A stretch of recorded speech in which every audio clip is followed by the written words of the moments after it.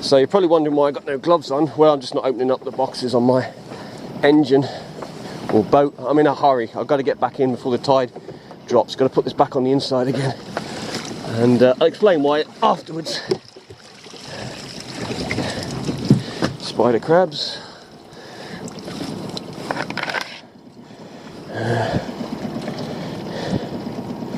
Don't want that one. Don't want that one.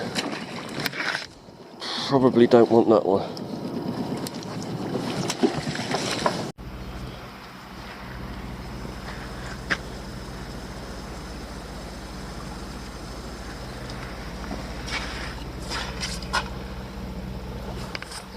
This is the town of Guernsey. Today we are heading in here.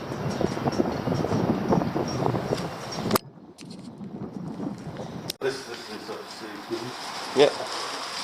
So there we go, new engine.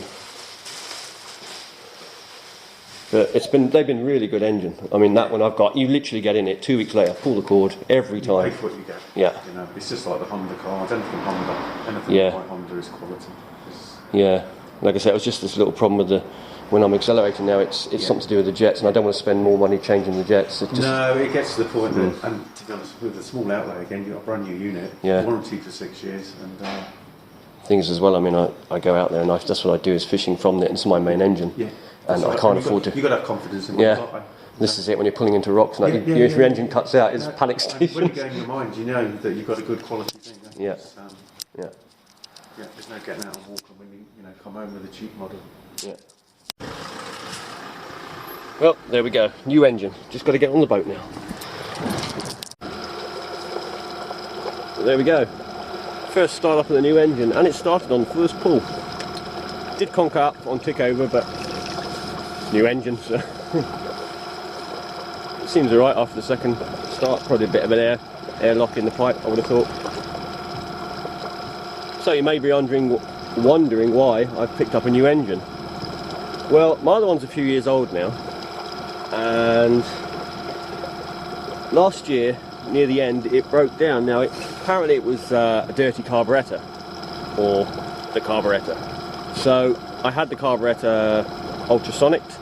I then had the whole engine serviced, which cost a fair amount. It does on this island, unfortunately. And went out this year, got halfway out in the bay, and I started getting a bit of, like when I went to open it up, it seemed to be choking itself. It was basically wanted to conk out. Now it did it on and off, and then it steadily got a bit worse. You know, it had moments where it was worse than others. So phoned up the mechanic or the place I take the engine, and they said probably need a new carburettor on it then if the cleaning didn't work, or I could try and have it cleaned again. But you know, it's expensive and you keep spending money out, and sometimes it's just better to sort of say no, forget it, I'll get a new engine. Anyway, I went in and they gave me a great trade-in for this, because all they'll do is stick a new carb on it, and then somebody's got themselves a great engine again. Because that other engine, I mean, it literally never failed to start. I mean, first pull, every pull, that other engine started. But like I said, the last couple of years I have been considering maybe getting another one to secure my sort of next few years. Plus on top of that, when you're out there around the rocks and that, you need a really, really reliable engine. And I mean, you know, it's better to get them replaced every so often. Although I'm sure the other one will go on for years to come once it's had a new carb put in it. But yeah, so there it is. That's the new engine, and hopefully it'll run perfectly, and we'll be able to get out and do some more fishing. Plus on top of that, when you've got a newer engine, you've got more, I don't know, you'll go out further, that kind of thing. You have more trust in it. Well, obviously we've got to try it out first. And the next stage is going to be a slow one, because we've got to run it in. I've got it ticking over at the moment. That's why I'm standing here making this video, because it's got to tick over for about 15 minutes. And then I can only run it up to about 30% of the speed until about 45 minutes. And then I've got to do a 10 hour up to, well, between 50 and 80%. You know, just keep varying it kind of thing. And then we'll be good to go. But once we get 50 or 80%, I mean, that's fine. You know, I always throttle back anyway, because this boat is a displacement, so it doesn't need any more. I mean, you think it's a 10 horse on the back there. Originally I had a 15 horse, The trouble with the 15 horse, it makes the front raise up too much, the weight of it, plus when you're standing in the back.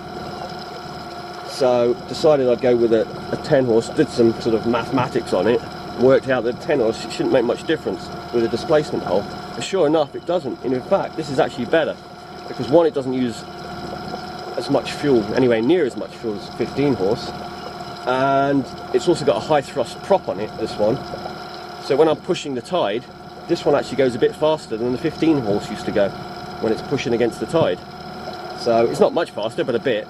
And top speed, well, the 15 horse used to be able to reach the top speed of this boat, which is about 7.5, 8 knots. It's not fast. With the 15, and this one could do 7.5 knots, or just under, with the 10. And like I say, I always throttle back a bit anyway, so it's no problem. And in the end, it's all about the fuel, you know. If you're going out there catching fish and stuff, you've got to be sort of economic, you might say. Right, well, we're going to let this run for a bit, and then we're going out fishing with the rods. I will be doing some pots, but how much of that I'll show, I don't know, because I say I'm going to try and head out, although we have got some fog around at the moment. Swing that around. I don't know if you can see that out there. The camera's on the boat now, so it's quite foggy, so we'll see how we get on anyway. And we'll be back, hopefully, when we're doing some fishing.